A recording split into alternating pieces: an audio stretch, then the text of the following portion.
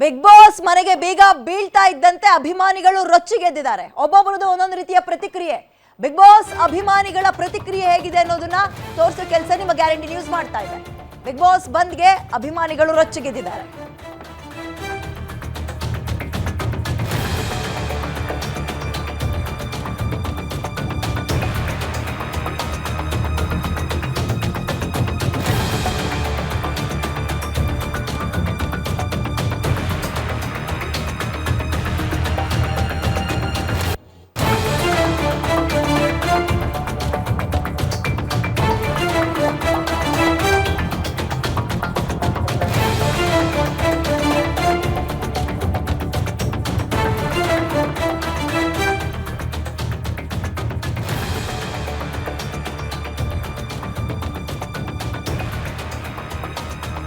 Big boss ಉದ್ದೇಶಪೂರ್ವಕವಾಗಿ ಬಂದ್ ಮಾಡಿರೋದು ಸರಿಯಲ್ಲ.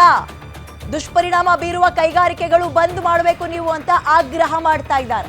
ಯಾದಗಿರಿಯ ಕಡೇಚೂರು ಬಾಡಿಯಾಳ ಕೈಗಾರಿಕೆಗಳಲ್ಲೂ ಕೂಡ ರೂಲ್ಸ್ ಬ್ರೇಕ್ ಆಗ್ತಾ ಇದೆ. ನಿಯಮ ಉಲ್ಲಂಘಿಸಿರುವ ಅಪಾಯಕಾರಿ ಫ್ಯಾಕ್ಟರಿಗಳನ್ನು ಮೊದಲು ಬಂದ್ ಮಾಡಿ. ಬಿಗ್ ಬಾಸ್ ಅಂತ ಹೋಗಿದ್ದೀರಲ್ಲ ನೀವು, ಅಪಾಯಕಾರಿ ಫ್ಯಾಕ್ಟರಿಗಳಿಂದ ಜನರ ಮೇಲೆ ಎಷ್ಟು ದುಷ್ಪರಿಣಾಮ ಆಗ್ತದೆ ಗೊತ್ತಾ? ಅಂದ್ರೆ ಈ ಫ್ಯಾಕ್ಟರಿಯ ಬಳಕೆಯ ನೀರನ್ನ ಏನ್ ಮಾಡ್ತಾ ಇದಾರೆ ಗೊತ್ತಾ? ಇವರು ಕೆರೆ ಬಾವಿ ಕಟ್ಟೆಗಳಿಗೆ ಬಿಡ್ತಾ ಇದ್ದಾರೆ. ದನ ಕರುಗಳು ಕುಡಿಯುವ ನೀರಿಗೆ, ಜನ ಬಳಸುವ ನೀರಿಗೆ ಅದನ್ನ ಮಿಕ್ಸ್ ಮಾಡ್ತಾ ಇದ್ದಾರೆ, ಅಂದ್ರೆ ಪಾಸ್ ಮಾಡ್ತಾ ಇದ್ದಾರೆ.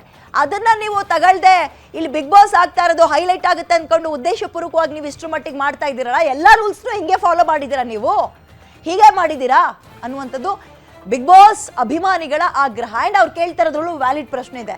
ಬಿಗ್ ಬಾಸ್ ಬಂದ್ ಮಾಡಿದ್ದು ತಪ್ಪು ಅಂತ ನಾವು ಹೇಳ್ತಾ ಇಲ್ಲ, ಬದಲಿಗೆ ಇಲ್ಲಿ ಹೆಂಗೆ ಆಕ್ಷನ್ ತಗೊಂಡ್ರು ಅದೇ ರೀತಿಯಾಗಿ ಈ ಉತ್ತರ ಕನ್ನಡ ಭಾಗಗಳಲ್ಲ, ಉತ್ತರ ಕರ್ನಾಟಕ ಭಾಗಗಳಲ್ಲಿ ಫ್ಯಾಕ್ಟ್ರಿಗಳಿದಾವಲ್ಲ, ಅಲ್ಲಿಯ ತ್ಯಾಜ್ಯದ ನೀರನ್ನು ಏನ್ ಮಾಡ್ತಾರೆ ಅನ್ಕೊಂಡಿದ್ದೀರಿ ನೀವು?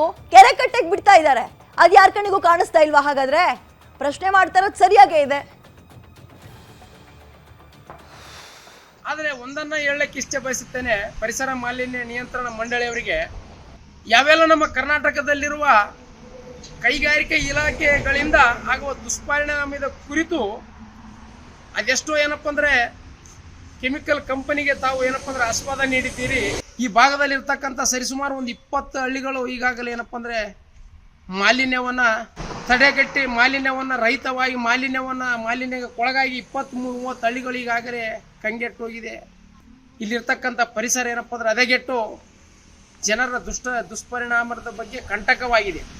ಯಾಕೆ ಏನಪ್ಪ ಅಂದ್ರೆ ಬೀಗ ಜಡಿದಿಲ್ಲ? ಪರಿಸರ ಮಾಲಿನ್ಯ ನಿಯಂತ್ರಣ ಮಂಡಳಿಯ ಅಧ್ಯಕ್ಷರಿಗೂ ಮತ್ತು ಮಾನ್ಯ ಸಚಿವರು ಈಶ್ವರ ಖಂಡರಿಗೂ ಒಂದನ್ನು ಮಾತನ್ನು ಇಚ್ಛೆ ಬಯಸುತ್ತೇನೆ.